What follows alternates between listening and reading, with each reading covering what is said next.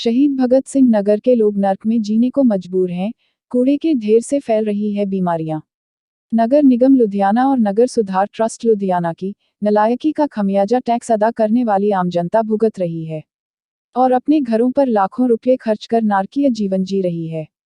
ये शब्द एडवोकेट बिक्रम सिंह सिद्धू, सदस्य कार्यकारी समिति पंजाब भाजपा ने शहीद भगत सिंह नगर नजदीक सुनेत फाटक के पास कूड़े के डंप का दौरा करने के बाद कहे। सिद्धू ने कहा कि यह कितनी दुर्भाग्यपूर्ण बात है कि सुनेत और शहीद भगत सिंह नगर के लोग इस गंदे वातावरण में रहने को मजबूर हैं। बीमारियां भी फैल रही हैं।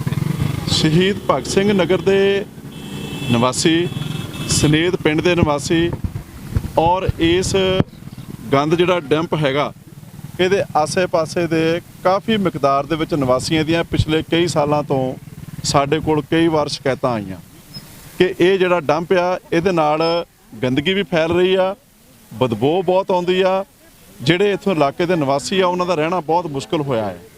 ਹੋਰ ਤਾਂ ਹੋਰ ਇਹਦੇ ਨਾਲ ਬਹੁਤ ਭਿਆਨਕ ਬਿਮਾਰੀਆਂ ਵੀ ਫੈਲ ਰਹੀਆਂ ਨੇ ਔਰ ਇਹਨਾਂ ਨੇ ਕਈ ਵਾਰ ਇਸ ਇਲਾਕੇ ਦੇ ਮੰਤਰੀ ਸਾਹਿਬ ਜਿਹੜੇ ਕਿ ਭਾਰਤ ਭੂਸ਼ਣ ਆਸ਼ੂ ਜੀ ਨੇ ਉਹਨਾਂ ਦੇ ਕੋਲ ਵੀ ਕੰਪਲੇਂਟ ਲੈ ਕੇ ਗਏ।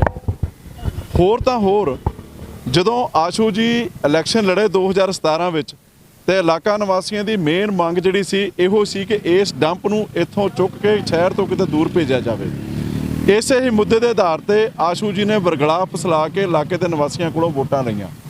ਪਰ ਵੋਟਾਂ ਲੈਣ ਤੋਂ ਬਾਅਦ ਜੋ ਕਾਂਗਰਸ ਪਾਰਟੀ ਦੀ ਪਿਤਾ ਪੁਰਖੀ ਰਵਾਇਤ ਤੁਰੀ ਆਉਂਦੀ ਆ, ਉਸੇ ਰਵਾਇਤ ਨੂੰ ਆਸ਼ੂ ਜੀ ਨੇ ਨਿਭਾਉਂਦੇ ਹੋਏ ਇਹਨਾਂ ਦੇ ਸਾਰੀਆਂ ਮੰਗਾਂ ਨੂੰ ਅੱਖੋਂ ਪਰੋਖੇ ਕਰਕੇ ਸਿਰਫ ਆਪਣੇ ਮੰਤਰੀ ਪਦ ਦੀ ਐਸ਼ੋ ਆਰਾਮ ਮਾਨਣ ਦੇ ਵਿੱਚ ਉਹਨਾਂ ਨੇ ਆਪਣੀ ਜਿਹੜੀ ਸੀ ਫੁਰਸਤ ਦਿਖਾਈ। ਹੋਰ ਤਾਂ ਹੋਰ ਤੁਸੀਂ ਦੇਖੋ ਕਿ ਲੁਧਿਆਣਾ ਸ਼ਹਿਰ ਦੇ ਵਿੱਚ ਆਸ਼ੂ ਜੀ ਕਈ ਦਿਨਾਂ ਤੋਂ ਰੌਲਾ ਪਾ ਰਹੇ ਕਿ ਮੈਂ ਸਮਾਰਟ ਸਿਟੀ ਦਾ ਬੜਾ ਕੰਮ ਕਰਾਇਆ। ਜੇ ਆਸ਼ੂ ਜੀ ਦਾ ਇਹੋ ਜਿਹਾ ਸਮਾਰਟ ਸਿਟੀ ਆ ਤੇ ਮੈਨੂੰ ਲੱਗਦਾ ਫਿਰ 10 ਚੋਂ 8 ਨੰਬਰ ਜਿਹੜੇ ਨੇ ਉਹਨਾਂ ਨੇ ਕਿਤੇ ਨਾ ਕਿਤੇ ਜਾਲੀ ਢੰਗ ਨਾਲ ਲੈ ਲਏ ਨੇ। ਇਹਨਾਂ ਨੂੰ ਤਾਂ ਮਾਈਨਸ ਵਿੱਚ 8 ਨੰਬਰ ਮਿਲਣੇ ਚਾਹੀਦੇ ਸੀ।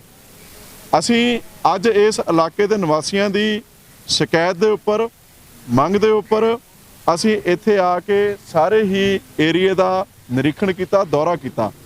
ਹਾਲਾਤ ਇੰਨੇ ਬੱਤਰ ਨੇ ਕਿ ਆਪ ਸਾਰੇ ਮੀਡੀਆ ਪੱਤਰਕਾਰ ਸਾਹਿਬਾਨ ਨੂੰ ਵੀ ਜਾਣਦੇ ਹੋ ਕਿ ਦੇਖੋ ਇੱਥੇ ਖੜਨਾ ਮੁਸ਼ਕਲ ਹੋਇਆ ਫਿਰਦਾ। ਆਪਾਂ ਸਾਰੇ ਹੀ ਆਪਣੇ ਨੋਜ਼ ਨੂੰ ਕਲੋਜ਼ ਕਰਕੇ ਖੜੇ ਹਾਂ। ਜੇਕਰ ਆਪਣੇ ਲਈ 5 ਮਿੰਟ ਇੱਥੇ ਖੜੇ ਹੋਣਾ ਇੰਨਾ ਮੁਸ਼ਕਲ ਆ ਤੇ ਜਿਹੜੇ ਧਨ ਨੇ ਇਸ ਇਲਾਕੇ ਦੇ ਨਿਵਾਸੀ ਜਿਹੜੇ ਇੱਥੇ ਆਪਣੇ ਜੀਵਨ ਇਸ ਨਰਕ ਭਰੀ ਜ਼ਿੰਦਗੀ ਦੇ ਵਿੱਚ ਬਤੀਤ ਕਰ ਰਹੇ ਨੇ, ਪਰ ਗਰੀਬ ਲੋਕ ਨੇ, ਮਿਡਲ ਕਲਾਸ ਦੇ ਲੋਕ ਨੇ ਜਿਹੜੇ ਕਿ ਹੋਰ ਕਿਸੇ ਥਾਂ ਤੇ ਆਪਣੇ ਆਪ ਨੂੰ ਸ਼ਿਫਟ ਵੀ ਨਹੀਂ ਕਰ ਸਕਦੇ। ਪਰ ਸਾਡੀ ਕਾਂਗਰਸ ਸਰਕਾਰ ਜਿਹੜੀ ਆ ਭ੍ਰਿਸ਼ਟਾਚਾਰ ਦੇ ਵਿੱਚ ਇੰਨੀ ਲਿਬੜੀ ਹੋਈ ਆ ਕਿ ਉਹਨਾਂ ਨੂੰ ਇਸ ਸ਼ਹੀਦ ਭਗਤ ਸਿੰਘ ਨਗਰ ਦੇ ਜਿਹੜੇ ਬੱਚਿਆਂ ਵਾਸਤੇ ਸਕੂਲਾਂ ਦੀ ਜਗ੍ਹਾ ਰਾਖਵੀਆਂ ਰੱਖੀਆਂ ਸੀ ਉਹਨਾਂ ਨੂੰ ਵੇਚ ਕੇ ਆਪਣੀਆਂ ਜੇਬਾਂ ਭਰਨ ਤੋਂ ਬਿਲਕੁਲ ਫੁਰਸਤ ਨਹੀਂ ਗਈ। ਪਰ ਜੇਕਰ ਉਹਨਾਂ ਨੂੰ ਕਹੋ ਕਿ ਇਸ ਗੰਦਗੀ ਦੇ ਢੇਰ ਨੂੰ ਇੱਥੋਂ ਸਾਫ਼ ਕੀਤਾ ਜਾਵੇ ਤੇ ਉਹਨਾਂ ਵਾਸਤੇ ਕੋਈ ਉਹਨਾਂ ਕੋਲ ਜਵਾਬ ਨਹੀਂਗਾ, ਕਿਉਂਕਿ ਉਹਨਾਂ ਦਾ ਮਕਸਦ ਤਾਂ ਇੱਕੋ ਇੱਕ ਆ, ਭ੍ਰਿਸ਼ਟਾਚਾਰ ਕਰਕੇ ਆਪਣੀਆਂ ਜੇਬਾਂ ਭਰਨੀਆਂ, ਆਪਣੇ ਨੇੜੇ ਦੇ ਲੋਕਾਂ ਨੂੰ ਪਲਾਟਾਂ ਦੇ ਨਾਲ ਔਰ ਵੱਡੀਆਂ ਕਮਰਸ਼ੀਅਲ ਥਾਵਾਂ ਦੇ ਨਾਲ ਨਵਾਜਣਾ। ਜੇ ਨਹੀਂ ਚੱਕਿਆ ਜਾਂਦਾ ਕੀ ਐਕਸ਼ਨ ਲਏਗੀ ਬੀਜੇਪੀ? ਅਸੀਂ ਇਸ ਸੰਬੰਧ ਵਿੱਚ ਮਿਊਨਿਸਪਲ ਕਾਰਪੋਰੇਸ਼ਨ ਕਮਿਸ਼ਨ ਦੇ ਕਮਿਸ਼ਨਰ ਨੂੰ ਅਸੀਂ ਦਰਖਾਸਤ ਵੀ ਦੇਣ ਜਾ ਰਹੇ ਹਾਂ ਕਿ ਇਸ ਗੰਦ ਨੂੰ ਇੱਥੋਂ ਰਿਮੂਵ ਕੀਤਾ ਜਾਵੇ। ਜੇਕਰ ਇਹ ਗੰਦ ਨਹੀਂ ਰਿਮੂਵ ਕੀਤਾ ਜਾਂਦਾ ਤੇ ਕਾਰਪੋਰੇਸ਼ਨ ਦੇ ਨਿਯਮਾਂ ਦੇ ਮੁਤਾਬਕ 21 ਦਿਨਾਂ ਦੇ ਵਿੱਚ ਸਾਡੀ ਦਰਖਾਸਤ ਦਾ ਨਿਪਟਾਰਾ ਹੋਣਾ ਚਾਹੀਦਾ। ਜੇਕਰ 21 ਦਿਨਾਂ ਦੇ ਵਿੱਚ ਇਹਦਾ ਨਿਪਟਾਰਾ ਨਹੀਂ ਹੁੰਦਾ, ਭਾਵ ਇਹ ਗੰਦ ਦਾ ਡੰਪ ਜਿਹੜਾ ਇੱਥੇ ਬਣਿਆ ਆ ਉਹ ਨਹੀਂ ਚੁੱਕਿਆ ਜਾਂਦਾ, ਤਾਂ ਅਸੀਂ ਰੋਸ ਪ੍ਰਦਰਸ਼ਨ ਤਾਂ ਇੱਕ ਚੀਜ਼ ਹੈ ਹੀ ਹੈ, ਅਸੀਂ ਇਸ ਜਗ੍ਹਾ ਦੇ ਉੱਪਰ ਲਗਾਤਾਰ ਧਰਨੇ ਲਾਵਾਂਗੇ ਔਰ ਇਹਨਾਂ ਮੰਤਰੀਆਂ ਨੂੰ, ਇਹਨਾਂ ਸੰਤਰੀਆਂ ਨੂੰ ਪਬਲਿਕ ਦੇ ਸਾਹਮਣੇ ਚਰਾਹੇ ਦੇ ਵਿੱਚ ਲੈ ਕੇ ਜਾਵਾਂਗੇ ਕਿ ਤੁਸੀਂ ਝੂਠ ਬੋਲਣ ਦਾ ਤੁਸੀਂ ਠੇਕਾ ਲਿਆ ਆ ਕਿ ਆਮ ਜਨਤਾ ਦੇ ਨਾਲ ਤੁਸੀਂ ਹਮੇਸ਼ਾ ਖਿਲਵਾੜ ਕਰਦੇ ਆਉਂਦੇ ਹੋ, ਉਹਨਾਂ ਦੀਆਂ ਭਾਵਨਾਵਾਂ ਦੇ ਨਾਲ ਖੇਡਦੇ ਆਉਂਦੇ ਹੋ। ਕਿਉਂ ਨਹੀਂ ਤੁਸੀਂ ਆਪਣੇ ਕੀਤੇ ਵਾਅਦਿਆਂ ਤੇ ਪੂਰੇ ਉਤਰਦੇ? ਹੋਰ ਦੇਖੋ ਤੁਸੀਂ ਕਿ ਇਹ ਡਬਲ ਰੋਡ ਆ, 4 ਲੇਨ ਦੇ ਇੱਕ ਪਾਸੇ ਡੰਪ ਬਣਿਆ ਹੋਇਆ ਆ ਔਰ ਇੱਧਰ ਦੀ ਲੋਕ ਲੰਘਦੇ ਨਹੀਂਗੇ, ਡਬਲ ਟ੍ਰੈਫਿਕ ਇੱਕੋ ਪਾਸੇ ਦੀ ਜਾਂਦੀ ਆ, ਪਰ ਕਿਸੇ ਵੀ ਮੰਤਰੀ ਦੇ, ਕਿਸੇ ਸੰਤਰੀ ਦੇ ਕੰਨ ਤੇ ਜੂੰ ਨਹੀਂ ਸਰਕਦੀ। ਇਹੋ ਜਿਹੇ ਹਾਲਾਤ ਦੇ ਵਿੱਚ, ਗੰਦਗੀ ਭਰੇ ਮਾਹੌਲ ਦੇ ਵਿੱਚ ਸਾਡਾ ਲੁਧਿਆਣਾ ਸ਼ਹਿਰ ਇਹਨਾਂ ਲੋਕਾਂ ਨੇ ਨਰਕ ਦਾ ਘਰ ਬਣਾ ਰੱਖਿਆ ਆ। ਪਰ ਇਹਨਾਂ ਨੂੰ ਤਾਂ ਆਪਣੀ ਐਸ਼ ਕਰਨ ਦੇ ਨਾਲ ਆ, ਆਪਣੇ ਮੰਤਰੀ ਪਦ ਮਾਨਣ ਦੇ ਨਾਲ ਆ, ਇਹਨਾਂ ਨੂੰ ਇਲਾਕਾ ਨਿਵਾਸੀਆਂ ਦੀਆਂ ਮੰਗਾਂ ਦੇ ਨਾਲ, ਉਹਨਾਂ ਦੀ ਜ਼ਰੂਰਤਾਂ ਦੇ ਨਾਲ, ਉਹਨਾਂ ਦੀ ਸਹੂਲਤਾਂ ਦੇ ਨਾਲ ਇਹਨਾਂ ਨੂੰ ਕੋਈ ਲੈਣ ਦੇਣ ਨਹੀਂਗਾ।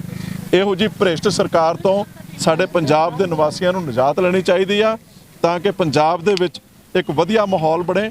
ਹਾਂ, ਅਸੀਂ ਪ੍ਰਣ ਕਰਦੇ ਹਾਂ ਕਿ ਜੇ 2022 ਦੇ ਵਿੱਚ ਜਦੋਂ ਸਾਡੀ ਭਾਰਤੀ ਜਨਤਾ ਪਾਰਟੀ ਦੀ ਸਰਕਾਰ ਪਾਵਰ ਵਿੱਚ ਆਏਗੀ ਤੇ ਤੁਹਾਨੂੰ ਕਿਸੇ ਵੀ ਇਲਾਕਾ ਨਿਵਾਸੀ ਨੂੰ ਇਹੋ ਜਿਹੀਆਂ ਗੰਦ ਭਰੀਆਂ ਥਾਵਾਂ ਜਿਹੜੀਆਂ ਦੇਖਣ ਨੂੰ ਸ਼ਹਿਰ 'ਚ ਨਹੀਂ ਮਿਲਣਗੀਆਂ।